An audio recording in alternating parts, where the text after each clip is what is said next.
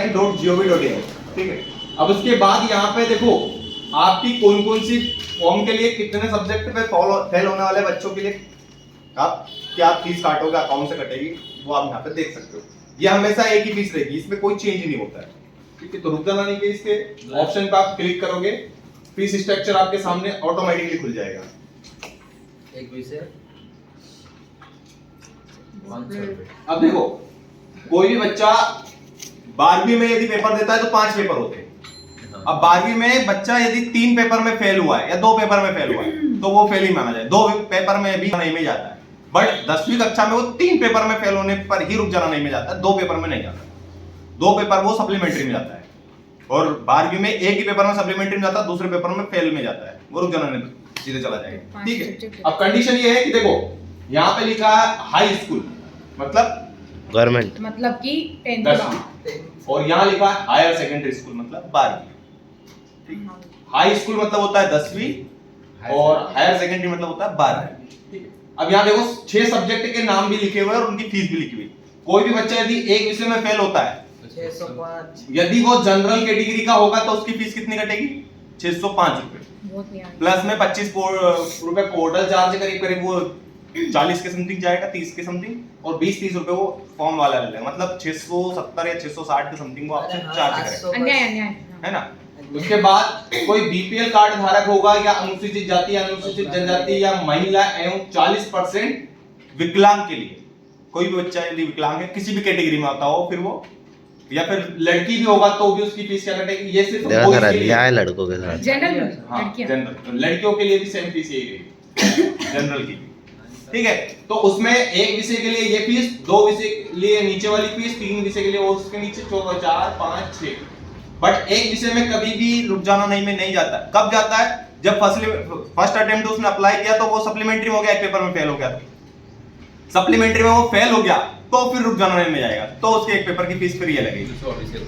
है ना। और हो सकता था कोई बच्चा ऐसा है कि 3 विषय में फेल हो गया फर्स्ट अटेम्प्ट में, है ना, अब वो रुक जाने में चला गया, अब रुक जाना नहीं में वो 2 विषय में पास हो गया और एक में फिर फेल हो गया, तो फिर उसकी ये फीस लगेगी एक विषय के हिसाब से। उस हिसाब से उसने दिखा के रखी कि एक विषय में जब होता ही नहीं है तो रुक जाना नहीं में क्यों जाएगा, क्योंकि वो आप सोचोगे ऐसा कि भैया 3 विषय में फेल होता है जो रुक जाना नहीं में जाता है, तो फिर उसने एक विषय की फीस क्यों लिख के रखी है। उसका रीजन ये है कि यदि कोई बच्चा 3 विषय में फेल हो गया और उसने रुक जाना नहीं की एग्जाम दिया और उससे फर्स्ट अटेम्प्ट में क्लियर नहीं हुआ, 2 विषय में फेल पास हो गया, एक विषय में फेल हो गया, तो उसकी फीस एक विषय वाले की ये लगेगी,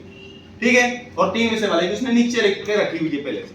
और 12वीं कक्षा के लिए यहाँ पे जनरल कैटेगरी की है और SC ST OBC विकलांग के लिए, महिलाओं के लिए ये वाली फीस, ठीक है। कस्टमर जो भी जैसा भी आया आपको उसको ध्यान रखना है, उस हिसाब से आपको फीस अकाउंट से कटेगी। वापस बैक आ जाते हैं अपन। अब आपको जाना कहाँ रहता है, सर्विस के ऑप्शन में, और सर्विस के ऑप्शन में आपका फॉर्म यहाँ से फिल होगा, ठीक है। एडमिट कार्ड निकालना है तो यहाँ से निकलेगा। इसमें बहुत सारी अदर योजनाएं भी चलती, देखो श्रमोदय योजना का पता नहीं कौन सी है, श्रमोदय अभी नहीं स्टार्ट हुई है, CBSE की डिमांड वाला कोई सा नई योजना चालू है, सुपर 100 वाली एक नई योजना चालू हो गई है, रुक जाना नहीं, और एक और है आप लोड चले। तो रुक जाना नहीं तो आपने सुना है, अक्सर आपने सुना है ये सेंटेंस को, पर आप लोड चले का मतलब ये है कि कोई भी बच्चा 2016 से लेकर आज तक कभी भी फेल हुआ होगा, 2016 से लेकर आज तक कभी भी किसी भी 10वीं या 12वीं में फेल हुआ होगा, तो वो अभी भी एग्जाम फॉर्म भर के जितने पेपर में फेल हुआ उतने पेपर की परीक्षा दे सकता है। और ऐसे बहुत सारे लोग हैं जिनको मालूम नहीं है, वो भले आज से 10 में 20 में 21 में सॉरी 16 के बाद 10 में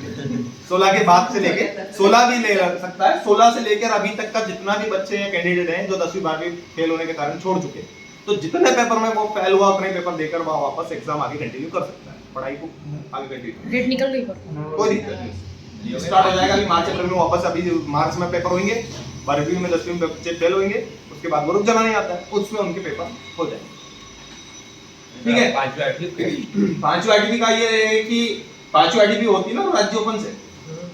स्टेट ओपन से बोलते हैं उसको, राज्य ओपन से 5वीं 8वीं का फॉर्म भी भराते हैं। कोई भी बच्चा 5वीं में डायरेक्ट से हां वही मैं एडमिशन दिले 8वीं भी पढ़ सकता है और सीधे 10वीं सीधे 12वीं सीधे इसको फॉर्म भर सकता है, ठीक है। अब जिला स्तरीय उत्कृष्ट विद्यालयों के अनुसार 9वीं कक्षा में भी प्रवेश चयन कर सकते हो आप यहाँ से। फिर इसके बाद जैसे कोई बच्चा 10वीं पास करने के बाद सीधे 11वीं ना करते हुए ITI में चला गया, होता है ना ऐसा, ITI करने चला गया, अब उसने 11वीं अटेम्प्ट नहीं किया तो उसे 12वीं में एडमिशन नहीं देते, रेगुलर बेस पे 12वीं कक्षा में एडमिशन उसे नहीं दिया जाता है, तो वो 11वीं की समकक्षता यहाँ से लेके 12वीं में एडमिशन ले सकता है। उसने बोल के रखा है, देखो यहाँ पे कक्षा 10वीं उत्तीर्ण होकर ITI उत्तीर्ण अध्ययनतर विद्यार्थियों को कक्षा 12वीं की समकक्षता प्रदान हेतु करने हेतु ऑनलाइन आवेदन, मतलब जो भी उसकी समकक्षता रखना चाहता है तो उसे यहाँ से आवेदन करके उसे 12वीं की डायरेक्टली समकक्षता ये देके उसे रेगुलर मोड पर कर सकता है। ठीक है,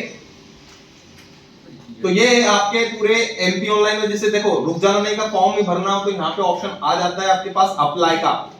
ये जैसे दे रहा ना ये एग्जाम फॉर्म, ये एप्लीकेशन फॉर्म, तो यहाँ पे ऑप्शन दे देता है क्योंकि यहाँ पे पे एंड पेड का ही ऑप्शन आ रहा है अभी फिलहाल दोनों में, क्योंकि अभी इसके पोर्टल को बंद करके रखा है, मतलब एग्जाम अभी कंडक्ट हो नहीं पा रही है तो उसके लिए वो ऑप्शन है भी नहीं,